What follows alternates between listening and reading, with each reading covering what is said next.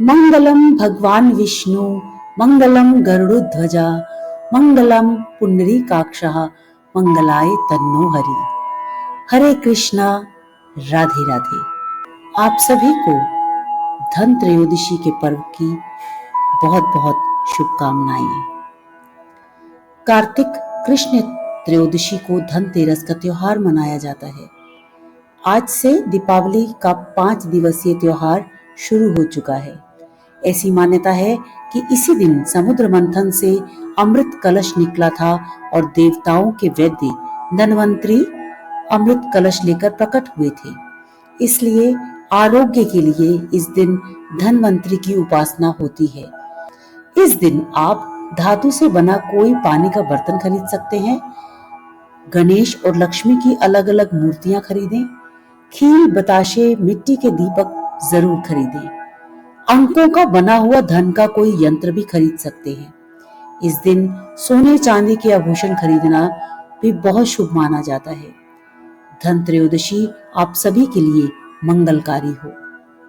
तो आइए कार्तिक महात्म्य की 14वें अध्याय की कथा का श्रवण करें।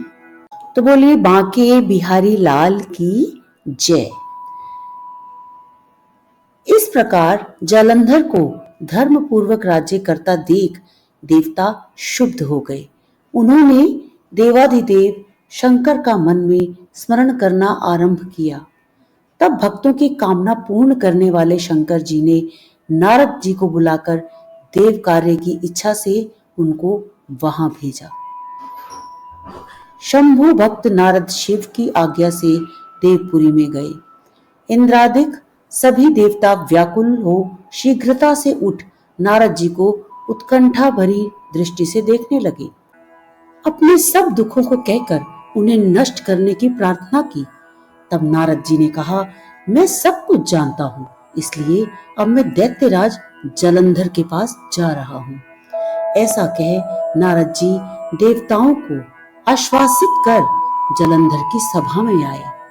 जालंधर ने नारद जी के चरणों की पूजा कर हंसते हुए कहा, हे ब्राह्मण, कहिए आप कहाँ से आ रहे हैं? यहाँ कैसे आए हैं? मेरे योग्य जो भी सेवा हो उसकी आज्ञा दीजिए। नारद जी प्रसन्न होकर बोले, हे बुद्धिमान जालंधर, तुम धन्य हो। मैं स्वेच्छा से कैलाश पर्वत पर गया था, जहाँ 10,000 योजनों में कल्प वृक्ष का वन है। वहां मैंने सैकड़ों कामधेनुओं को विचरते हुए देखा तथा यह भी देखा कि वह चिंतामणि से प्रकाशित परम दिव्य, अद्भुत और सब कुछ सुवर्णमय है। मैंने वहां पार्वती के साथ स्थित शंकर जी को भी देखा, जो सर्वांग सुंदर, गौर वर्ण, त्रिनेत्र और मस्तक पर चंद्रमा धारण किए हुए हैं। उन्हें देखकर मुझे बड़ा आश्चर्य हुआ कि इनके समान समृद्धिशाली त्रिलोकी में कोई है या नहीं। हे दैत्येंद्र, उसी समय मुझे तुम्हारी समृद्धि का स्मरण हो आया और उसे देखने की इच्छा से ही मैं तुम्हारे पास चला आया हूँ। यह सुन जालंधर को बड़ा हर्ष हुआ। उसने नारद जी को अपनी सब समृद्धि दिखला दी।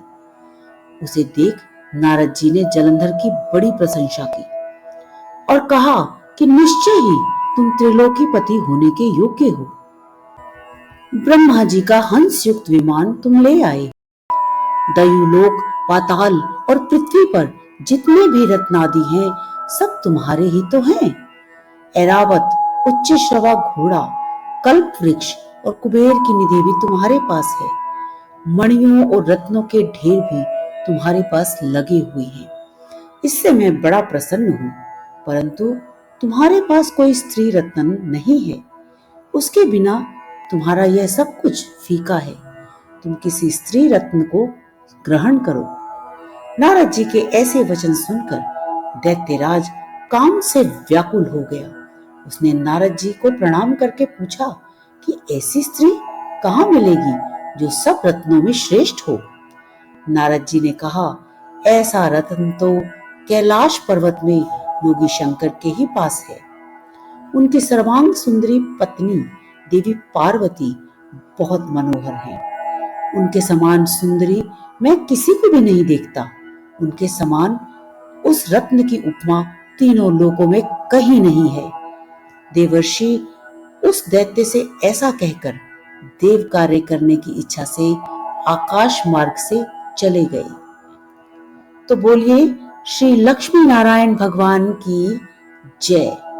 योगीश्वर महादेव और आदिशक्ति मां गौरी की जय। वृंदावन बिहारी लाल की जय। हे राम सहारा बन जाओ, हे राम सहारा बन जाओ। जीवन नैया डोल रही है, जीवन नैया डोल रही। गोपाल किनारा बन जाओ, गोपाल किनारा बन जाओ। हे राम सहारा बन जाओ। घट भीतर मेरे घोर अंधेरा, घट भीतर मेरे घोर अंधेरा। गोपाल उजाला कर जाओ, गोपाल उजाला कर जाओ। हे राम सहारा बन जाओ, नंदलाल सहारा बन जाओ। हे राम सहारा बन जाओ। तो बोलिए श्री बांके बिहारी लाल की जय।